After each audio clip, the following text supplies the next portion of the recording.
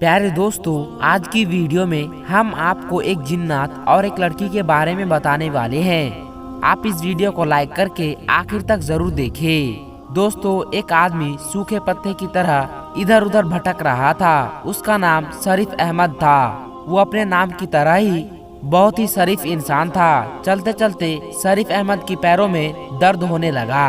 वो कई दिनों का भूखा भी था। उसकी आंखों के सामने अंधेरा छाने लगा। कल से उसके हलक में पानी का एक कतरा भी नहीं गया था। अचानक उसकी आंखों के सामने अंधेरा छा गया और वो लड़खड़ाता हुआ जमीन पर गिर पड़ा। जमीन पर गिरते हुए उसे बहुत हैरत हुई, क्योंकि कमीना आदमी कहीं भी गिर जाए इससे कोई फर्क नहीं पड़ता, मगर शरीफ और ईमानदार आदमी को गिरने के लिए पाक और साफ जगह की जरूरत होती है। वो लड़खड़ाता हुआ एक दरवाजे के पास जाकर गिरा था। शरीफ अहमद जैसे तैसे दरवाजा पकड़कर खड़ा हो गया। उसने सर उठाकर दरवाजे की तरफ देखा तो वो एक मस्जिद का दरवाजा था, मगर उस दरवाजे पर एक बड़ा सा ताला लगा हुआ था। शरीफ अहमद की हालत बहुत खराब थी। भूख की वजह से उसका बुरा हाल हो रहा था। ऐसे वक्त में आदमी सिर्फ और सिर्फ रोटी के बारे में सोचता है, मगर वो सच्चा और शरीफ आदमी था, पक्का मुसलमान था। उसने मस्जिद के बंद दरवाजे को हैरत से देखा और सोचने लगा कि ये दरवाजा बंद क्यों है। जोहर की नमाज का वक्त हुआ जाता है तो आखिर सारे नमाजी कहाँ है। इतने में किसी ने शरीफ अहमद के कंधे पर हाथ रखा और पूछा कि कौन हो भाई। तो शरीफ अहमद ने जवाब दिया कि मैं तो अल्लाह का आजीज बंदा हूँ। तो उस आदमी ने कहा कि होलिये से तो मौलवी मालूम होते हो। तो शरीफ अहमद ने जवाब दिया कि नमाज पढ़ाना तो एक सआदत की बात है। उसने पूछा क्या नाम है तुम्हारा। तो शरीफ अहमद ने बोला कि मेरा नाम शरीफ अहमद है। तो उस आदमी ने कहा कि मेरा नाम खुदा बख्श है। मैं मस्जिद के साथ वाले मकान में रहता हूँ और इस गांव के पंचायत का सरपंच भी हूँ। तो शरीफ अहमद ने पूछा कि भाई खुदा बख्श, ये मस्जिद बंद क्यों है, यहाँ नमाज क्यों नहीं हो रही है, जोहर का वक्त हो रहा है। तो खुदा बख्श ने कहा क्या पूछते हो मौलवी साहब, एक हफ्ते से ये मस्जिद बंद है। यहाँ जो मौलवी पहले नमाज पढ़ाता था उसे उसकी एक हरकत की वजह से निकाल दिया गया। फिर खुदा बख्श ने आगे भी कहा कि क्या आप हमारी मस्जिद में नमाज पढ़ा दिया करेंगे। तो शरीफ अहमद बोला कि हाँ हाँ जरूर, क्यों नहीं, आप मुझे बस एक गिलास पानी पिला दीजिए। जोहर का वक्त हो रहा है, मैं अजान देकर नमाज का ऐलान कर दूं। ये सुनकर खुदा बख्श ने कहा कि आपके चेहरे से तो लग रहा है कि आप कई दिनों के भूखे प्यासे हैं। पहले आप कुछ रोटी खा लीजिए, फिर अजान दीजिएगा। ये सुनकर शरीफ अहमद बोला कि नमाज पढ़ने पढ़ाने के लिए रोटी की नहीं, ईमान की जरूरत होती है। मैं नमाज पढ़ने के बाद ही रोटी खाऊंगा। तो खुदा बख्श ने अपनी जेब से मस्जिद की चाबी निकाली और दरवाजा खोल दिया। दरवाजा खोलते ही शरीफ अहमद मस्जिद में दाखिल हो गया। इतनी देर में खुदा बख्श एक गिलास में ठंडा पानी लेकर आया और शरीफ अहमद को पीने के लिए दे दिया। तो शरीफ अहमद एक फर्श में बैठकर पानी पिया। उसके बाद वजू किया और अजान की आवाज जैसे ही गांव में गूंजी तो गांव के कई मर्द नमाज पढ़ने के लिए मस्जिद की जानिब चल दिए। शरीफ अहमद की आवाज में एक सोच था। उसकी अजान गांव के हर शख्स के दिल में उतरती जा रही थी। अजान पूरी होने तक कई नमाजी मस्जिद के सहन में जमा हो चुके थे। सब लोगों ने नई मौलवी की आमद पर खुशी का इजहार किया। गांव के लोगों ने ये बात खास तौर पर महसूस किया कि नया मौलवी जवान है मगर बहुत कमजोर है। जवान होने के बावजूद नए मौलवी की आंखों में शर्म भी है। नमाज पढ़ने के बाद खुदा बख्श अपने घर से खाना लेकर आया और शरीफ अहमद के सामने रखा। तो शरीफ अहमद ने सबसे खाना खाने के लिए पूछा, लेकिन सब ने कहा कि हम घर से खाना खाकर आए हैं। ये सुनकर शरीफ अहमद बिस्मिल्लाह पढ़कर खाना शुरू कर दिया। कई दिनों के बाद उसे खाना मिला था, लिहाजा हर निवाला उसके हलक में फंस रहा था। खुदा बख्श बोला कि मौलवी साहब, मस्जिद के साथ एक कमरा बना हुआ है, आप वहाँ रह सकते हैं। तो शरीफ अहमद बोला कि मैं मस्जिद में नमाज पढ़ाने के अलावा बच्चों को कुरान शरीफ भी पढ़ाऊंगा और उनको दुनियावी तालीम भी दूंगा। तो खुदा बख्श ने जवाब दिया कि माशाअल्लाह, अल्लाह आपको सलामत रखे। खुदा बख्श के जाने के बाद शरीफ अहमद कमरे में गया और जैसे ही खिड़की खोली तो फौरन उसे बंद कर दिया, क्योंकि खिड़की से खुदा बख्श के घर का सहन साफ नजर आ रहा था।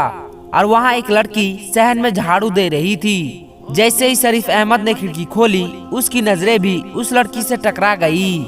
लिहाजा घबरा कर शरीफ अहमद ने खिड़की को बंद कर दिया। खिड़की बंद करके शरीफ अहमद बिस्तर पर आकर बैठ गया। नींद से उसकी आंखें बंद हो रही थी। जैसे उसने आंखें बंद की, वो अचानक से उठ गया, क्योंकि उसकी आंखों के सामने वही लड़की आ गई। तौबा तौबा कहकर शरीफ अहमद ने अपने गाल पीट लिए। कुछ महीनों में ही शरीफ अहमद की पूरे गांव में इज्जत होने लगी। लोग कहते कि मौलवी साहब तो जवान है, मगर नियत का खोटा नहीं है। पराई बहू बेटियों को जरा आंख उठाकर नहीं देखता। शरीफ अहमद ने अपने कमरे की खिड़की दोबारा नहीं खोली। वो सारी रात सख्त गर्मियों में गुजार देता, मगर खिड़की ना खोलता। हर नमाज के बाद शरीफ अहमद अल्लाह से गिड़गिड़ा कर दुआ मांगता कि ये अल्लाह, मेरी नियत में कोई खोट नहीं है। मैंने अपनी जिंदगी की तमाम आसाई से तेरी खुशनुदी के लिए तर्क कर दी है, मगर ये मुझ और जवानी पीछा नहीं छोड़ती। नफ्स मुझे बार बार बहकाता है, जब तक मैं किसी शरीफ जादी से निकाह ना कर लूं। तू मेरी हिफाजत फरमा, मुझे हर किस्म के गुनाहों से बचा ले। रोते रोते शरीफ अहमद की दाढ़ी आंसुओं से तर हो जाती है। एक दिन असर की नमाज के बाद खुदाबख्श घबराया हुआ मस्जिद में आया। शरीफ अहमद मस्जिद में बैठकर कुरान पाक की तिलावत कर रहा था। वो कहने लगा कि बेटा, जरा मेरे बेटे हासू को आकर देख लो। वो अजीब अजीब हरकतें कर रहा है। कभी वो अपना सर दीवारों से टकराने लगता है, तो कभी उसके मुंह से अजीबोगरीब आवाजें निकलने लगता है। जल्दी चलो बेटा, मेरे बेटे को देख लो, उसकी माँ बहुत परेशान है। तो शरीफ अहमद खुदाबख्श के साथ उसके घर की तरफ चल पड़ा। जब वो कमरे में दाखिल हुआ तो उसने देखा कि 14-15 साल का लड़का चारपाई पर लेटा है। उस लड़के के हाथ पैर चारपाई के साथ बंधे हुए हैं। उसके सिरहाने उसकी माँ बैठी हुई है और पास में वही लड़की खड़ी हुई है जिसे शरीफ ने पहले दिन ही खिड़की से देखा था। शरीफ अहमद की नजर जैसे ही उस लड़की पर पड़ी तो फौरन उसने अपनी नजरें नीचे कर ली और दिल ही दिल इस्तगफार करने लगा और कहा कि मुझे एक साफ गिलास में पानी लाकर दे। शरीफ अहमद को पानी का गिलास लाकर दे दिया गया। उसने कहा कि अब आप लोग दीवार के साथ खड़े हो जाए और कोई भी मेरे काम में दखल नहीं देगा। इसके बाद शरीफ अहमद ने हासू के हाथ पैर खोल दिए और फिर कुरानी आयत की तिलावत शुरू कर दी। शरीफ अहमद इलाज कर ही रहा था कि इतने में हासू के मुंह से एक अनजानी और कड़क आवाज निकली कि कौन है तू, क्यों मुझे तंग कर रहा है। तो शरीफ अहमद ने डांटते हुए कहा कि तू कौन है, इस छोटे से बच्चे को तू क्यों तंग कर रहा है।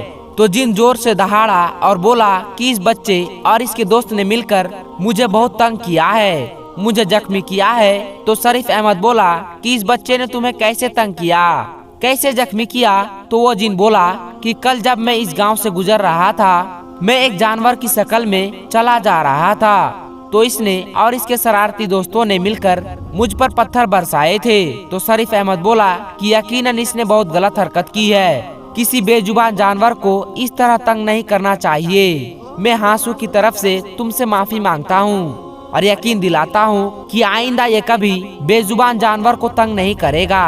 हासू को सजा मिल चुकी है, मेहरबानी करके अब तुम हासू को छोड़ दो, तुम्हें कसम है। तो उस जिन ने कहा कि मुझे कसम मत दो, मैं इसे और भी सजा दूंगी। तो शरीफ अहमद अपनी बुलंद आवाज में कुरान की तिलावत करने लगा और बचा हुआ पानी उसके ऊपर डाल दिया। तो हासू के मुंह से एक जोरदार चीख निकली। वो तड़पने लगा और कहने लगा, हाय जालिम, तूने मुझे मार डाला, तूने मुझे जला दिया, तूने ये अच्छा नहीं किया। मौलवी, अभी तो मैं जा रहा हूँ, लेकिन मैं फिर वापस आऊँगा और जरूर आऊँगा। इसके बाद शरीफ अहमद हासू की तरफ बढ़ा और कहा कि अब तुम कैसे हो। तो उसने कहा कि मैं ठीक हूँ। हासू के वालिद खुदाबख्श ने आगे बढ़कर कहा कि मौलवी बेटा, तुम्हारा बहुत बड़ा एहसान है हम पर। तो शरीफ अहमद ने कहा कि मैंने कोई एहसान नहीं किया, ये तो अल्लाह पाक के कलाम का असर है। अल्लाह के पाक कलाम में बहुत बरकत है। ये कहकर शरीफ अहमद ने अपना बैग उठाया और एक कलम और दावत निकाली। दावत खोलते ही पूरे कमरे में जाफरान की खुशबू फैल गई। शरीफ अहमद ने कलम को जाफरान में डुबाया और ताबीज लिखने लगा। तावीज लिखने के बाद शरीफ अहमद ने तावीज खुदाबख्श के दाएं हाथ में दे दी और कहा कि इस तावीज को चमड़े में लपेटकर हासू के सीधे बाजू पर बांध देना। असर की नमाज के बाद हासू के सिरहाने सूरे फलक और सूरे नास की तिलावत करते रहना। अगर अल्लाह ने चाहा तो जिन कभी दोबारा इस घर का रुख नहीं करेगा। इस वाक़े के तीसरे दिन असर की नमाज के बाद शरीफ अहमद मस्जिद में बैठा हुआ था तो हासू भागता हुआ आया और सलाम करके कहने लगा कि आपको मेरे अब्बा ने अभी बुलाया है। तो ये सुनते ही शरीफ अहमद ने अपना बैग उठाया और तेज तेज कदमों से हासू के पीछे पीछे चलने लगा। घर आकर खुदाबख्श की बीवी से पूछा कि क्या हुआ, तो उसने कहा कि मौलवी बेटा, ना जाने क्यों इन जिनों ने मेरा ही घर देख रखा है। पहले हासू पर जिन आया था और अब शरीफा पर। ये सुनते ही मौलवी शरीफ अहमद बोला कि आपको कैसे मालूम कि बेटी शरीफा पर कोई जिन आया है। तो उसकी माँ ने अपनी बेटी के बारे में बता दिया कि वो अजीब अजीब हरकतें कर रही है। उसके बाद शरीफ अहमद सबके साथ उस लड़की के कमरे में गया और वज़ाइफ करने लगा। इलाज के बाद शरीफ अहमद ने अपना बैग खोलकर कलम और दावत निकाला। फिर तावीज लिखने के बाद खुदाबख्श को दिया और कहा कि ये तावीज चमड़े में सीकर शरीफा के सीधे बाजू पर बांध देना। ये कहते हुए शरीफ अहमद ने अपना बैग उठाया और घर से सलाम करता हुआ बाहर निकल गया। अगले दिन शरीफ अहमद मस्जिद में बैठा हुआ था कि हासू दोबारा उसे बुलाने आ गया। उसकी बहन की तबीयत फिर से खराब हो गई थी। शरीफ अहमद दोबारा घर में आया तो घर जाते ही उसने कुछ नए लोगों को देखा। वहाँ एक बड़ी उम्र की औरत चारपाई पर बैठी थी, जबकि चारपाई के सिरहाने एक लड़का खड़ा था। लड़के का कद तकरीबन 5 फुट था। शरीफा की माँ ने कहा कि आओ मौलवी बेटा, घबराओ नहीं, असल में ये शरीफा की सास है और ये इसका मंगेतर है। तो शरीफ अहमद ने कहा कि अल्लाह ताला की पाक कलाम से वो जिनजादी यकीनन शरीफा का पीछा छोड़ देगी। कल मैंने जो तावीज दिया था वो शरीफा के बाजू में बांधा था कि नहीं? तो उसकी माँ ने कहा कि मौलवी साहब, मैंने रात को ही उसके दाएं बाजू पर तावीज बांध दिया था, मगर सुबह देखा तो वो ताबीज उसके बाजू पर नहीं था। शरीफा से पूछा तो उसे भी इसके बारे में कुछ मालूम नहीं था कि रात के बाद ताबीज कहाँ गया। शरीफ अहमद सबके साथ कमरे में चला गया और इलाज शुरू कर दिया। कुरान पाक की तिलावत और वजीफा पढ़ता रहा और उससे कहने लगा कि तू जिनजादी है, औरत है, इसलिए मैं शराफत से कह रहा हूँ इसे छोड़ दे, इसकी शादी होने वाली है। अगर तूने इसे शराफत से नहीं छोड़ा तो ये सुनकर वो जिनजादी बोलने लगी कि शादी और इसकी, जो शख्स भी इस लड़की से शादी करेगा वो तो पहली रात ही दर्दनाक मौत से मारा जाएगा। ये मेरा वादा है और पत्थर की लकीर है। दोस्तों, हम आपको ये बताना जरूरी समझते हैं कि ये लड़की एक ड्रामा कर रही थी। आप वीडियो को आखिर तक देखते रहे, आपको पता चल जाएगा। उसकी बात को सुनकर उसकी होने वाली सास और मंगेतर का रंग सफेद पड़ गया। इतने में शरीफा अचानक अपनी जगह से चलती हुई दीवार की जानिब बढ़ी और एक डंडा लेकर अपने होने वाले शौहर और उसकी माँ को मारने लगी और कहने लगी कि तू मुझसे शादी करेगा। इतने में शरीफा के माँ बाप उसके हाथ से डंडा छीनकर उसको काबू में करने लगे और उसको कमरे में ले जाकर बंद कर दिया।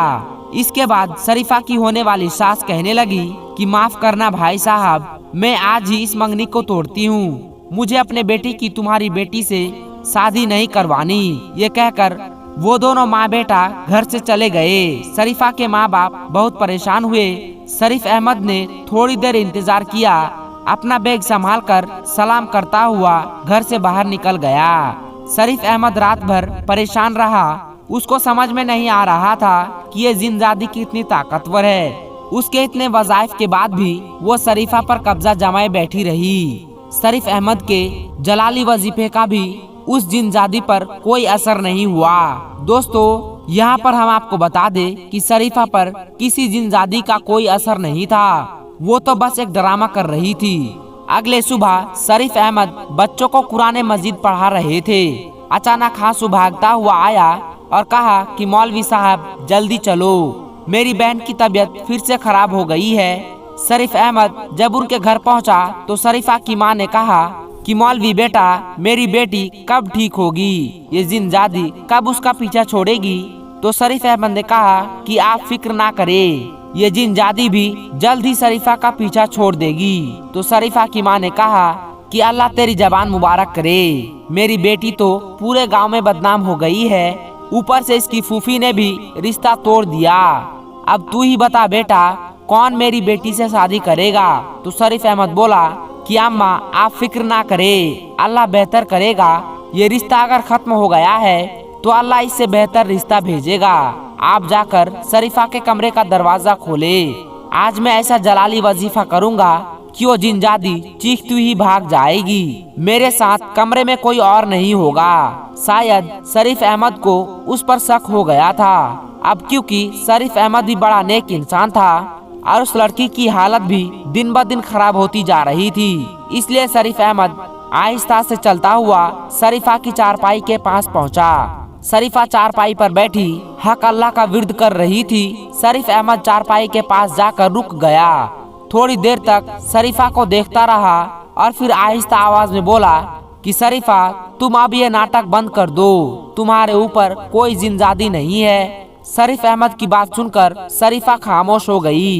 उसने अपना सर ऊपर किया और शरीफ अहमद को घूरने लगी और कहने लगी कि तो तुम्हें पता चल गया है कि मैं ड्रामा कर रही हूँ। तो शरीफ अहमद ने कहा कि हाँ, मुझे पता चल गया है कि तूने अपनी आंखें कैसे लाल की है। तो शरीफा ने कहा कि मैंने ग्लिसरीन डालकर अपनी आंखें लाल की है। शरीफ अहमद ने कहा तेरे इस नाटक की वजह से तेरे माँ बाप कितने परेशान हैं। तो शरीफा बोली कि मुझे अफसोस है इस बात का, लेकिन मैं मजबूर थी। मुझे क्यों ये रिश्ता मंजूर नहीं था, क्योंकि मेरा उसके साथ कोई जोड़ नहीं था। तो शरीफ अहमद ने कहा कि अगर ये रिश्ता तुझे मंजूर नहीं था तो सीधे सीधे इनकार कर देती, इतनी नाटक करने की क्या जरूरत थी। तो शरीफा बोली कि मेरा रिश्ता उस वक्त तय हुआ था जब मैं झूले में थी और शादी के वक्त भी मुझसे नहीं पूछा जाना था।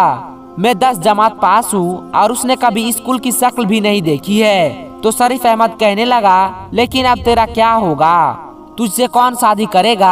आसपास हर जगह पर तो ये मशहूर हो गया है कि तू आसेब ज़दा है। ये सुनकर शरीफा मुस्कुरा दी और कहने लगी कि मुझसे शादी वो करेगा जिसे ये मालूम है कि मेरे ऊपर किसी जिनजादी का कब्जा नहीं है। शरीफ अहमद वाकई में बहुत शरीफ था। तो उसने कहा कि क्या मतलब। तो शरीफा कहने लगी कि या तो तू वाकई बहुत नासमझ है या नासमझ बन रहा है। शरीफा ने शरारती नजरों से शरीफ अहमद को देखते हुए कहा क्या मतलब। शरीफ अहमद सब कुछ समझते हुए भी अनजान बन रहा था। सयानों ने सच ही कहा है कि औरत के मकरो फरेब से अल्लाह ही बचाए। ये कहकर शरीफ अहमद अपने कानों से हाथ लगाते हुए अपना बैग संभालकर कमरे से बाहर निकल गया। शरीफा की माँ ने कहा कि बेटा क्या जिनजादी ने शरीफा का पीछा छोड़ दिया। तो शरीफ अहमद बोला कि बहुत जल्द वो जिनजादी शरीफा का पीछा छोड़ देगी। शरीफा की माँ परेशान थी कि इससे शादी कौन करेगा। फूफी ने तो इसका रिश्ता तोड़ दिया और आसपास के गांव में भी ये बात मशहूर हो गई है कि वो जिनजादी दूल्हे को मार देगी। इतने में शरीफा की माँ बोली कि बेटा तुझे तो सब कुछ मालूम है, तू मौलवी है, तू भी इन चीजों से नहीं डरता। क्या तू मेरी बेटी से शादी करेगा? वैसे भी तो तू शादीशुदा नहीं है। ये सुनकर शरीफ अहमद ने कहा कि मैं आपकी बिरादरी का नहीं हूँ, कहीं आपके बिरादरी के लोग बुरा ना माने। तो शरीफा की माँ ने कहा कि इस मुश्किल वक्त में कौन सा मेरे बिरादरी के लोग मेरे काम आए जो मैं अपने बिरादरी वालों के बुरा मानने के बारे में सोचूं। और तू तो मुसलमान बंदा है, इस नाते तू मेरी बिरादरी का है। ये सुनकर शरीफ अहमद ने कहा कि पल्ले गांव में मेरी खाला रहती है, तो मैं सवेरे जाकर उन्हें ले आऊंगा और आप उनसे मेरी शादी की बात कर लेना। शरीफ अहमद ने अपनी रजामंदी जाहिर करते हुए ये जवाब दे दिया। दोस्तों उम्मीद करते हैं कि आज की इस वीडियो को आपने आखिर तक देखा होगा। इस कहानी के बारे में आप अपनी क्या राय रखते हैं नीचे कमेंट बॉक्स में जाकर हमें कमेंट करके जरूर बताएं। मैं मिलता हूं आपको फिर एक और नई वीडियो के साथ। तब तक के लिए आप अपना और अपनों का बहुत ज़्यादा ख्याल रखिएगा। अस्सलामु अलैकुम वरहमतुल्लाहि वबरकातुहू।